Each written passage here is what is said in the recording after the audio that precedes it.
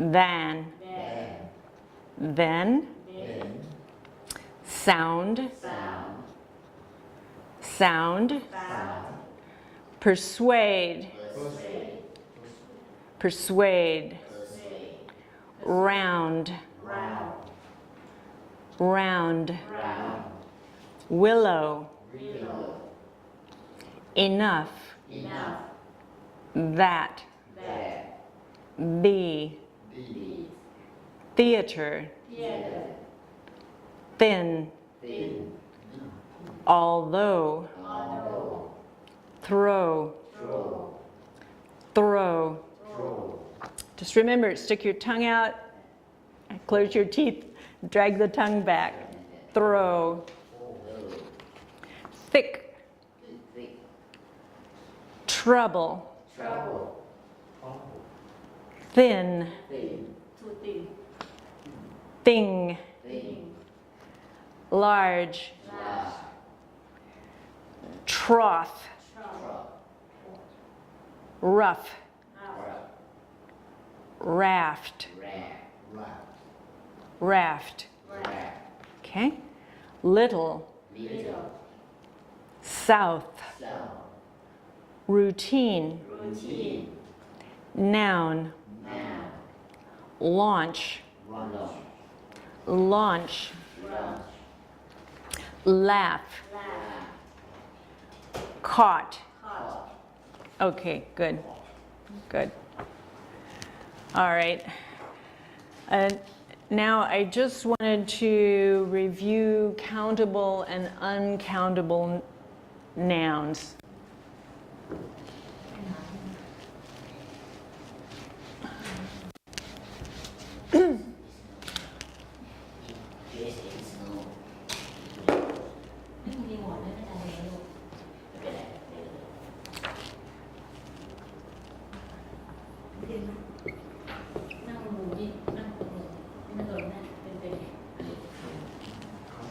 So countable is one where you can say, yeah, usually has an S on it. You can say 1 dog, 2 dogs, 3 dogs. That one is a countable noun. Uncountable.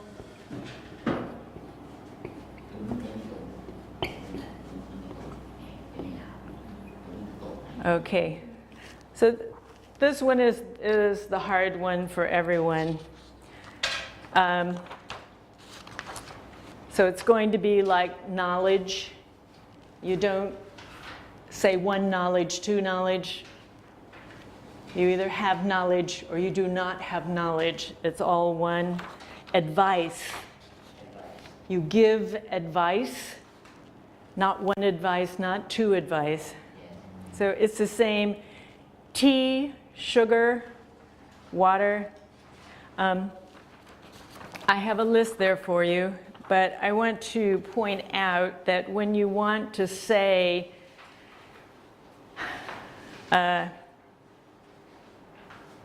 when you use the uncountable nouns and you want to say a part of or a lot of, you have to use that.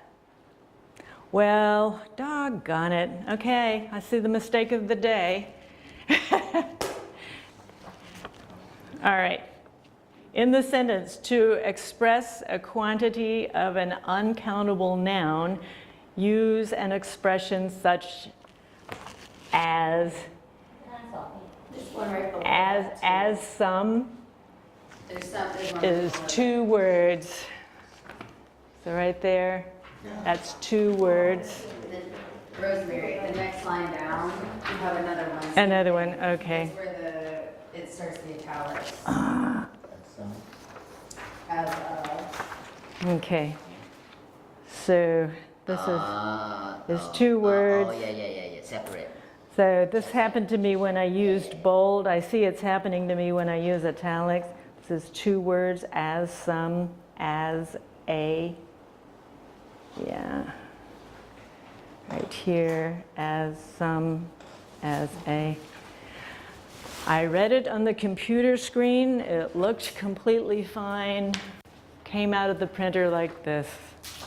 So anyway, instead of saying I have two advices, for example. You would say, I have some advice, a lot of advice, a bit of, a great deal of, words like that.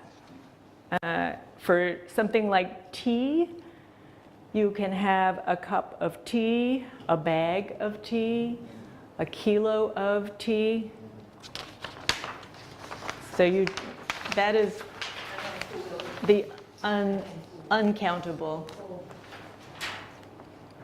It would be a cup of tea or 2 cups of tea. Right. You pluralize that modifier. The cup, you make the cup plural, and you want 2 teas, if you will.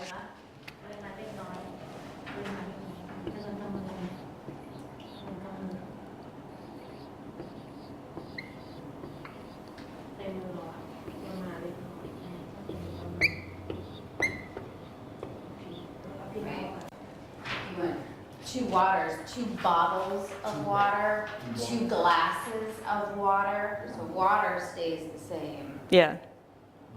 It's supposed to. I think now that everyone is using these bottles, you might hear somebody say, Give me 2 waters. Or But that's not proper. it's not proper, yeah. So I'm saying you might hear it, but it's not proper to say, get waters. Yeah. You say, get water. You might hear it, or you could say it and they would know what you meant, but it's not the right way to do it. So 2 bottles of water. If they say, bring me 2 waters, they're shortening it. They're trying to go faster. Short way to say. They save the time. 2 bottle of water too long. That's what it is. Yeah, long way. But the correct way. But it doesn't mean it's right. It doesn't mean it's right. And definitely, just because someone is born in an English-speaking country doesn't mean they speak English correctly. And I can say that especially for the United States. Rosemary has to teach me sometimes. Well, this was my, I studied writing in college, so these are things I have to know. If I studied anything else, I wouldn't know. Sometimes we speak, wrongly. Mm-hmm. We know when we speak. Mm-hmm. Many words Thai people speak.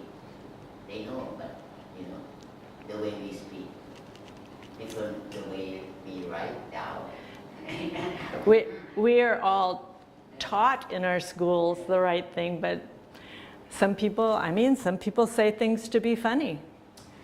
Or they are unsure. So the one I have trouble with is you and I will go, you and me will go, using it that way. Okay. It's actually not that hard. I know. Now that you see the trick, Curses. I know how to do it.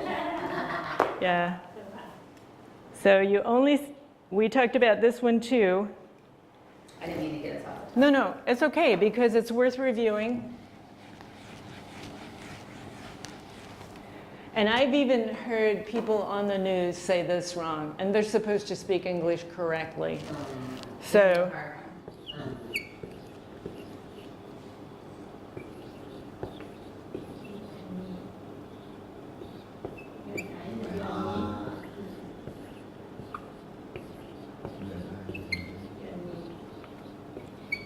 okay.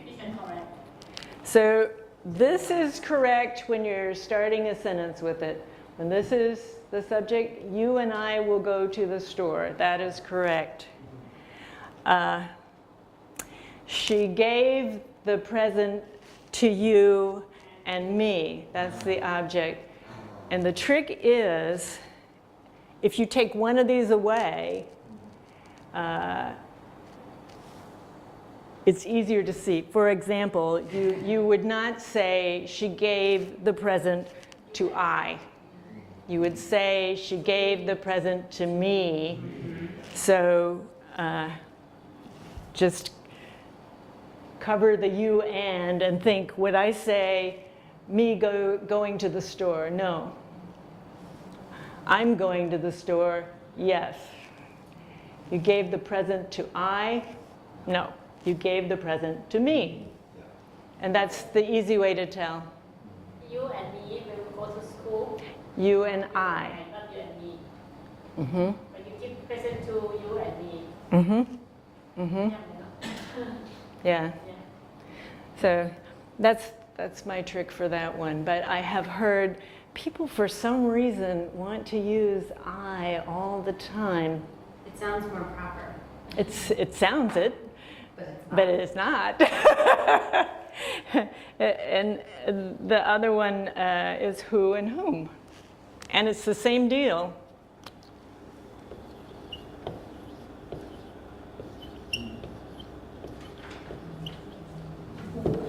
Who came to class? It's belong to whom? To whom did you give the letter? It's not as easy to see as I and me, but that's it. It has to be to whom, has to be the object. This is the subject. Always. And I hear people, again, even on the news sometimes, because they think it sounds educated, say, whom did that? And it's completely wrong. Yeah.